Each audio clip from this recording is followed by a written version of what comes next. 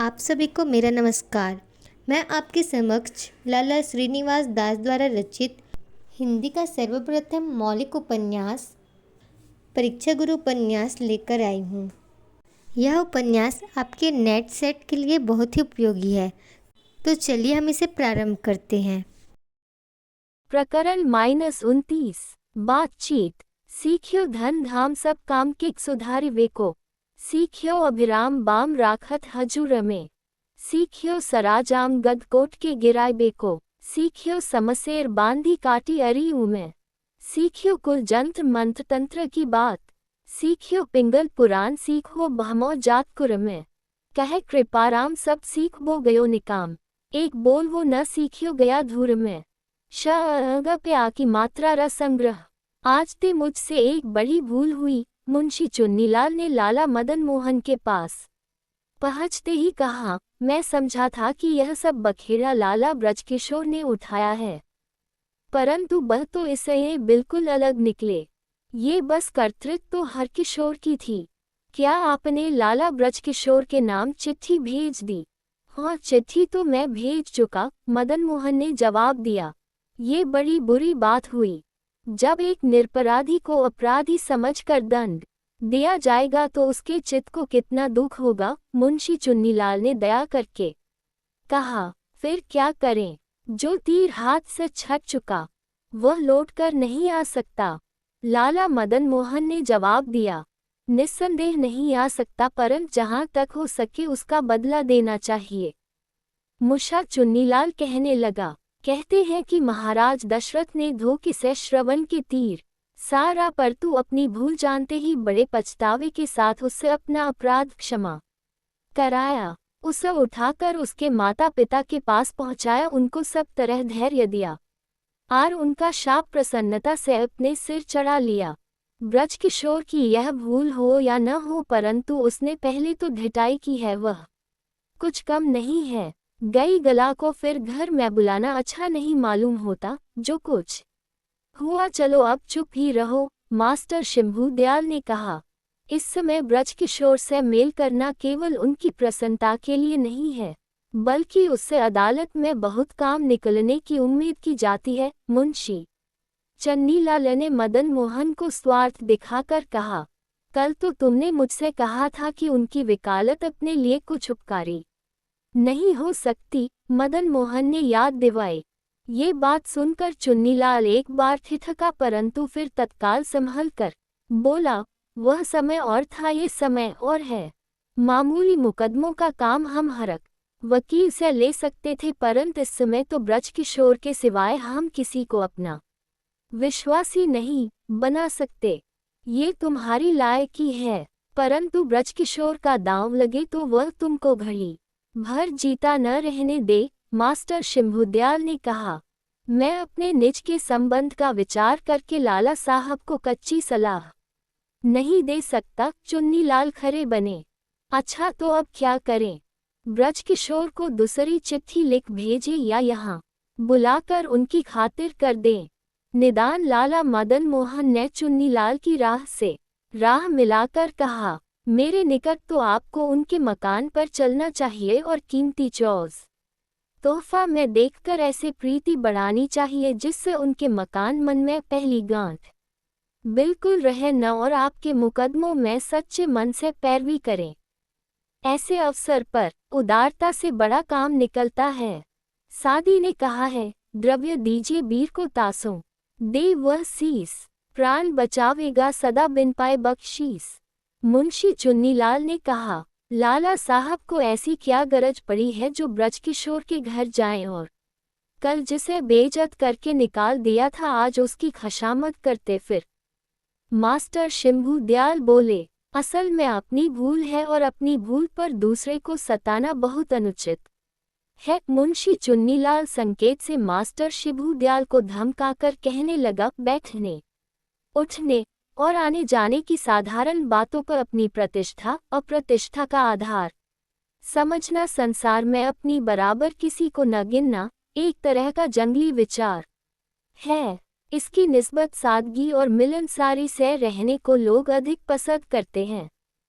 कहे, लाला ब्रजकिशोर कुछ ऐसे अप्रतिष्ठित नहीं है कि उनके यहाँ जाने से लाला साहब की सूप हानि हो। ओ सच है, परंतु मैंने उनका दुष्ट स्वभाव समझकर इतनी बात कही थी। आज तो शिबू दयाल चुन्नीलाल का संकेत समझकर बोले, किशोर के मकान पर जाने में मेरी कुछ हानि नहीं है, परंतु इतना ही विचार है कि मैल के बदले कहीं अधिक बिगाड़ न हो जाए। लाला मदन मोहन ने कहा, जी नहीं, लाला ब्रजकिशोर ऐसे अनसमझ नहीं है। मैं जानता हूँ कि वह क्रोध से रो रहे होंगे तो भी आपके पहुँचते ही पानी हो जाएंगे, क्योंकि गर्मी में धूप के आता है मनुष्य को छाया अधिक प्यारी होती है। मुंशी चुन्नीलाल ने कहा। निदान सबकी सलाह से मदन मोहन का ब्रजकिशोर के यहाँ जाना ठहर गया। इनीलाल ने पहले से खबर भेज दी। ब्रजकिशोर वह खबर सुनकर आप आने को तैयार होते थे। इतने में चुन्नीलाल के साथ लाला मदन मोहन वहां जा पहुंचे। ब्रजकिशोर ने बड़ी उमंग से इनका आदर सत्कार किया। इस छोटी सी बात से मालूम हो सकता है कि लाला मदन मोहन की तबीयत पर चुन्नीलाल का कितना अधिकार था। आपने क्यों तकलीफ की? मैं तो आने को था, लाला ब्रजकिशोर ने कहा।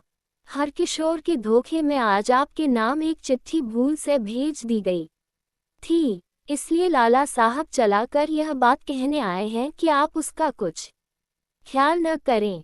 मुंशी चुन्नीलाल ने कहा, जो बात भूल से हो और वह भूल अंगीकार कर ली जाए तो फिर उसमें ख्याल करने की क्या बात है।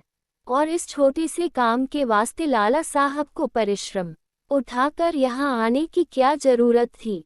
लाला ब्रजकिशोर ने कहा, केवल इतना ही काम न था, मुझसे कल भी कुछ भूल हो गई थी और उसका भा एवज दिया चाहता था। ये कहकर लाला मदन मोहन ने एक बहुमूल्य पाकिट चेन, जो थोड़े दिन पहले हैमिल्टन कंपनी के हाथ से फरमाइशी बनकर आई थी, अपने हाथ से ब्रजकिशोर की घड़ी में लगा दी। जी, ये तो आपको लज्जित करते हैं। मेरा एवज तो आपके मुख से ये बात सुनते ही मिल चुका। मुझको आपके कहने का कर अभी कुछ रंज नहीं होता, इसके सिवाय मुझे इस पर आपकी कुछ सेवा करनी चाहिए थी, सो मैं उल्टा आपसे कैसे लूँ दो। जिस मामले में आप अपनी भूल बताते हैं, केवल आप ही की भूल नहीं है, आप से बढ़कर मेरी भूल है और मैं उसके लिए अंतःकरण से क्षमा चाहता हूँ। लाला ब्रजकिशोर कहने लगे, मैं हर बात में आपसे अपनी मर्जी मुजब काम कराने के अब लिए आग्रह करता था, परंतु वह मेरी बड़ी भूल थी। ब्रिंद ने सच कहा है, सबको रसम में राखिए अंत लीजिए नाही। बिश निकस्यो अति मथनते रत्ना कराहु मानही।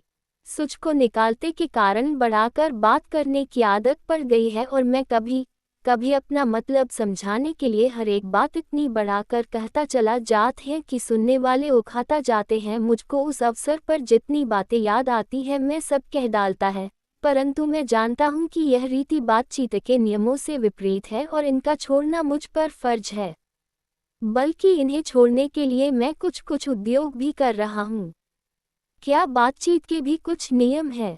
लाला मदन मोहन ने आश्चर्य से पूछा। हाँ, इसको बुद्धिमानों ने बहुत अच्छी तरह वर्णन किया है। लाला ब्रजकिशोर कहने लगे, सुलभा नाम तपस्विनी ने राजा जनक से वचन के ये लक्षण कहे हैं, अर्थ सहित, संशयारहित, पूर्वापर अविरोध, उचित, सरल, संक्षिप्त, पुनि कहे वचन परिशोध, प्राय कठिन अक्षर रहित, घृणा अमंगलहीन, सत्य, काम, धर्मार्थ द्युत नियमाधीन।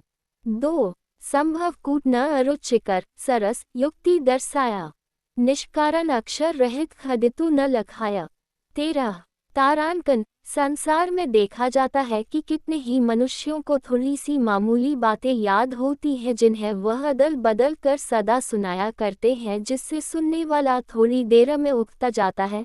बातचीत करने की उत्तम रीति यह है कि मनुष्य अपनी बात को मौके से पूरी करके उस पर अपना विचार प्रकट करने के लिए औरों को अवकाश दे और पीछे से कोई नई चर्चा छेड़े और किसी विषय में अपना विचार प्रकट करे तो उसका कारण भी साथ ही समझाता जाए। कोई बात सुनी सुनाई हो तो वह भी स्पष्ट कह दे। हंसी की बातों में सच्चाई और गंभीरता को न छोड़े। कोई बात इतनी दूर तक खींच कर न ले जाए जिससे सुनने वालों को थकान मालूम हो। धर्म, दया और प्रबंध की बातों में दिल लगी न करे। दूसरे के मर्म की बातों को दिल लगी में जबान पर न लाप। उचित अवसर पर वाजबी राय से पूछ कर साधारण बातों का जान लेना कुछ दूषित नहीं है, परंतु टेढ़े और निरर्थक प्रश्न करके लोगों को तंग करना अथवा बकवाद करके औरों के प्राण खा जाना बहुत बुरी आदत है। बातचीत करने की तारीफ यह है कि सबका पहचान कर इस ढंग से बात कहे जिसमें सब सुनने वाले प्रसन्न रहें। जैची हुई बात कहना मधुर भाषण से बहुत बढ़कर है, खासकर जहां मामले की बात करनी हो। शब्द विन्यास के बदले सोच विचार कर बातचीत करना सदैव अच्छा समझा जाता है, और सवाल जवाब बिना मेरी तरह लगातार बात कहते चले जाने वाले की सुस्ती और अयोग्यता प्रकट करता है। इसी तरह असल मतलब पर आने के लिए बहुत सी भूमिकाओं से सुनने वाले का जी घबरा जाता है, परंतु थोड़ी सी भूमिका बिना भी बात का रंग नहीं जमता। इसलिए मैं बहुत सी भूमिकाओं का बदले आपसे प्रयोजन न मात्र कहता हूँ कि आप गई बीती बातों का कुछ ख्याल न करें।